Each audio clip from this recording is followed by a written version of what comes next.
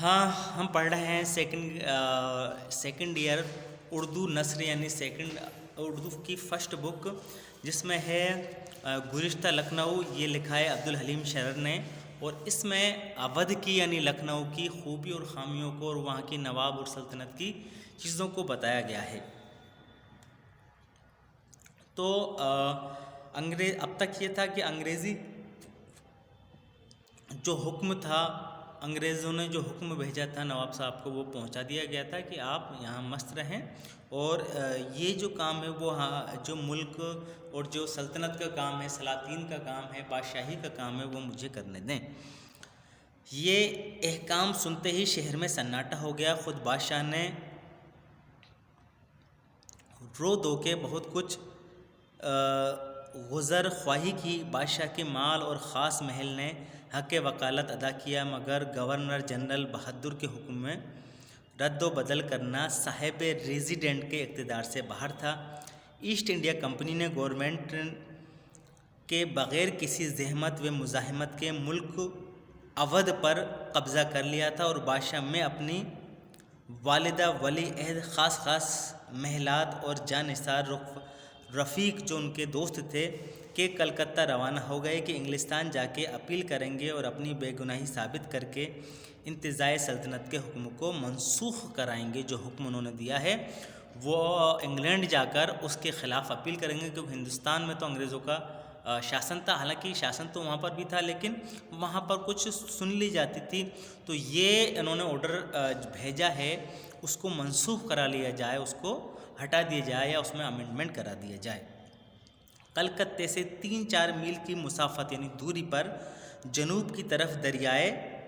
بھاگیرتھ تھی، جس کو ہگلی ندی بھی کہتے ہیں۔ اس کے کنارے گارڈن بیچ نام کا ایک خاموش محلہ، اور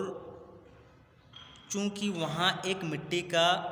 تودا سا تھا، اس لیے عام لوگ اس سے مٹیا برج کہتے تھے۔ یہاں کئی عالیشان کوٹھیاں تھیں جن کی زمین دریا کے کنارے کنارے تقریباً 2-2.5 میل تک چلی گئی تھی۔ جب واجد علی صاحب کلکتے پہنچے تو گورنمنٹ آف انڈیا نے یہ کوٹھیاں انہیں دے دیں، وہ خاص بادشاہ کے لیے، ایک نواب خاص محل کے واسطے، اور ایک علی نقی خاں کو سکونت کے لیے جو بادشاہ کے ساتھ تھے، اور ان کے گرد زمین کا ایک بڑا قطع جو عرض میں دریا کے کنارے تقریباً 1.5 میل چلا گیا تھا، اس کا حلفہ 6-7 میل سے کم نہ ہوگا، بادشاہ کو اپنے اور اپنے ملازمین کے قیام کے لیے دے دیا گیا ہے نا۔ جو ہگلی ندی ہے اس کے آس پاس کی بھاگیرتھ ندی ہے، اس کے آس پاس کی زمین تھی، وہ نواب صاحب کو اور ان کے جو ملازمین تھے ان کے لیے دے دی گئی تھی کہ آپ یہاں پر قیام کریں۔ غدر کے زمانے میں انگریزی فوج کے باغی افسروں نے ارادہ کیا کہ اگر بادشاہ کو ان حکمران بنے تو وہ کلکتہ میں بھی غدر کر دیں گے، مگر بادشاہ نے گورنمنٹ آف انڈیا کے معاملے میں یہ روش نے تخت و تاج سے جدا ہوتے وقت اختیار کی تھی، اور نے اب پسند کی، بلکہ لاٹ صاحب کو ان لوگوں کے ارادے کی اطلاع کر دی، جس پر ان کا شکریہ ادا کیا گیا، مگر 2-4 روز بعد مناسب سمجھا آ گیا کہ بادشاہ کو قلعہ فورٹ ولیم میں رکھا جائے تاکہ پھر کبھی باغیوں کو ان تک رسائی نہ ہو سکے، پہنچ نہ ہو سکے۔ لندن میں ان کی جانب سے جو مقدمہ پیش کیا گیا تھا اس پر ملتوی کر دیا گیا، جس ملک کے لیے یہ دعویٰ کہ وہ اب ہمارے قبضے میں ہی نہیں، جب اس پر پھر دولت برطانیہ کا قبضہ ہوگا تب دیکھا جائے گا۔ کیونکہ یہ ہوا تھا کہ پہلے تو جو گورنمنٹ آف انڈیا تھا وہ انگلینڈ کی طرف مہارانی کی طرف سے چلا کرتا تھا، بعد میں اس کو الگ سے وائسرائے بنا کے ہندوستان کے لیے اور اس کو کر دیا کہ آپ ہی اس کو چلائیں گے، اور ان کو کچھ رقم تھے وہ ان کو بھیجنی ہوتی تھی، لیکن ڈائریکٹ طور سے برٹین کا جو قبضہ تھا وہ ختم کر دیا گیا۔ اس طرح سے جو انہوں نے کیس کیا تھا برٹن میں جا کے، برٹن کے یعنی کہ انڈیا، گورنمنٹ آف انڈیا کے خلاف، تو وہ خارج کر دیا گیا اور کہا گیا کہ یہ ہمارا ہندوستان پر کوئی راج نہیں ہے، ہاں کبھی راج ہوگا تو ہم اس معاملے کی سنوائی کریں گے۔ کہتے ہیں کہ ابتداً شروعات میں مٹیا برج میں بھی بادشاہ کی زندگی نہایت ہی بیدار اور مفزی اور ہوشیاری کی تھی۔ یہ حالات دیکھ کر گرد و پیش آس پاس کے لوگوں نے چند آلات موسیقی فراہم کر دیے۔ فوراً سردبے مستان یاد دہندیہ کا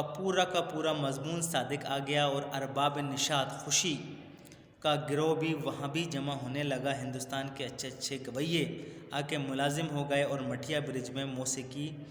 دانوں کا ایسا مجمع ہو گیا اور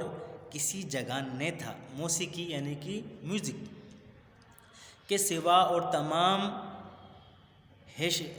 تمام حیثیتوں سے بادشاہ بڑے متقی دے پرہیزگار اور پابند شرع تھے۔ نماز کبھی قضا نہ ہوتی تھی، 30 روزے رکھتے تھے۔ افیم، شراب، فلک، سیر یا اور کسی قسم کے نشے سے زندگی بھر احترام رہا اور محرم کی مخاواری نہایت ہی خلوص عقیدت سے بجا لاتے تھے۔ تیسرا شوق انہیں عمارت کا تھا۔ سلطان خانے کی گرد 20 محل سرائیں تعمیر ہو گئیں اور بہت سی نئی کوٹھیاں اور ان میں محل سرائیں بنیں۔ گورنمنٹ سے صرف سلطان خانہ، عصر منزل اور مرصع منزل ملی تھی، مگر بادشاہ کے شوق نے چند ہی روزوں میں 20 کوٹھیاں تعمیر کرا دی، جن کے گرد نہایت ہی پرفضا باغ اور فرحت بخش چمن تھے۔ جس وقت میں نے دیکھا کہ بادشاہ کے قبضے میں مندرجہ ذیل یعنی کہ کچھ عالی شان کوٹھیاں تھیں جو جنوب سے شمال تک یعنی دکشن سے اتر تک ترتیب دار چلی گئی تھیں۔ سلطان خانہ، کیسروس بیضہ، گوشۂ سلطانی، شہنشاہ منزل، مرصع منزل، اسد منزل، شاہ منزل، نور منزل، تفریح بخش، بادامی آسمانی، نہنیت منزل، جد سلطانی، سد سلطانی، عدالت منزل، ان کے علاوہ اور بھی کئی کوٹھیاں تھیں جن کے نام مجھے یاد نہیں۔ ان کے باس باغوں کے اندر، تالابوں کے کنارے بہت سے کمرے، بنگلے اور چھوٹی چھوٹی کوشکیں تھیں۔ ان تمام کوٹھیاں، متفرق کمرے، بنگلوں، کوشوں میں صاف ستھرا اور پرتکلف فرش بچھا رہتا تھا۔ چاندی کی پلنگ، بچھونوں اور تکیوں سے مکمل لگے رہتے تھے۔ تصویریں اور طرح طرح کے فرنیچر آراستہ ہوتا اور محض پرورش کے خیال سے ضرورت سے زیادہ مکاندار مقرر تھے، جو روز جھاڑتے اور ہر چیز کو صفائی اور کرینے سے آراستہ کرتے۔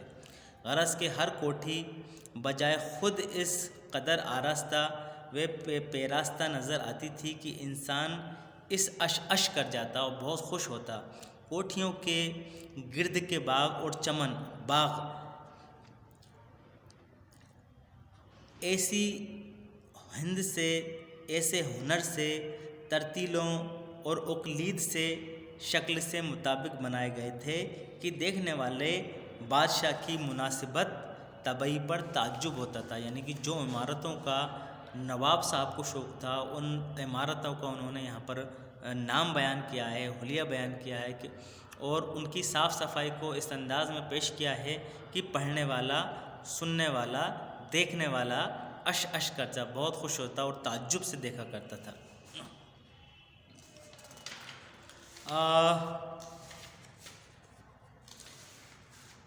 لکھنؤ میں تو بادشاہ نے صرف کیسر باغ اور اس کے پاس کی چند عمارتیں یا اپنے والد مرحوم کا امام باڑہ اور مقبرہ ہی تعمیر کیا تھا، مگر مٹیا برج میں نفیس اور اعلیٰ عمارتوں کا ایک خوبصورت شہر بسا دیا تھا۔ دریا کے آر پار مٹیا برج کے عین مقابل کلکتہ کا مشہور بوٹنیکل گارڈن ہے، مگر وہ مٹیا برج کی دنیاوی جنت اور اس کے دلکش عجائبات کے سامنے مٹ گیا تھا۔ بوٹنیکل گارڈن بھی ان تمام عمارتوں، چمنوں، گنجوں اور وسیع و ندرت و نزہت بخش مرغزانوں کے گرد بلند دیوانوں کا احاطہ تھا، مگر میونسپلٹی کے شاہ راہ عام کے کنارے کنارے تقریباً 1 میل تک شاندار دکانیں تھیں، اور ان میں وہی ادنیٰ درجے کی ملازمین رہتے تھے یا پائے جاتے تھے جن کو اپنے فرائض کے لحاظ سے وہاں رہنے کی ضرورت تھی، مگر اندر جانے کا راستہ سوائے پھاٹکوں کے جن پر پہرے دار رہتے تھے کسی دکان میں سے نہیں رکھا گیا تھا۔ خاص سلطان خانے کے پھاٹک پر نہایت عالیشان نوبت خانہ تھا۔ نکارچی نوبت خانے اور پرانے پہروں اور گھڑیوں ہی کے حساب سے شب روز گھڑیال بجا کرتا تھا، گھڑی بجا کرتی تھی پورے نکار خانے میں، اور اس کے حساب سے ہی سارے کاموں کو سر انجام دیا جاتا تھا۔ دنیا میں عمارتوں کے شوقین ہزاروں بادشاہ گزرے ہیں، مگر غالباً اپنی ذات سے کسی تاجدار نے اپنی عمارتیں اور اتنے باغ نہ بنوائے ہوں گے جتنے واجد علی شاہ نے اپنی ناکام زندگی اور برائے نام شاہی کے مختصر زمانے میں ہی بنوا لیے۔ شاہ جہاں کے بعد اس بارے خاص میں اگر کسی کا نام لیا جائے گا تو وہ اسی ستم زدہ شاہ اودھ کا نام لیا جائے گا، یعنی واجد علی شاہ صاحب کا لیا جائے گا۔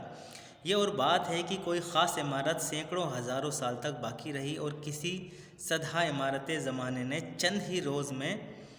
مٹا کے رکھ دیے، مگر بنوائی ضروری تھی۔ عمارت کے علاوہ بادشاہ کو جانوروں کا بھی شوق تھا، اور اس شوق کو بھی انہوں نے اس درجے تک پہنچا دیا تھا کہ دنیا اس کی نظیر پیش کرنے سے عاجز ہے، اور شاید کوئی شخص کی کوششیں آج تک اس کی نصف درجے کو بھی نہ پہنچی ہوں گی۔ آج کے لیے اتنا کافی ہے، اور ہم پڑھیں گے کل، ٹھیک۔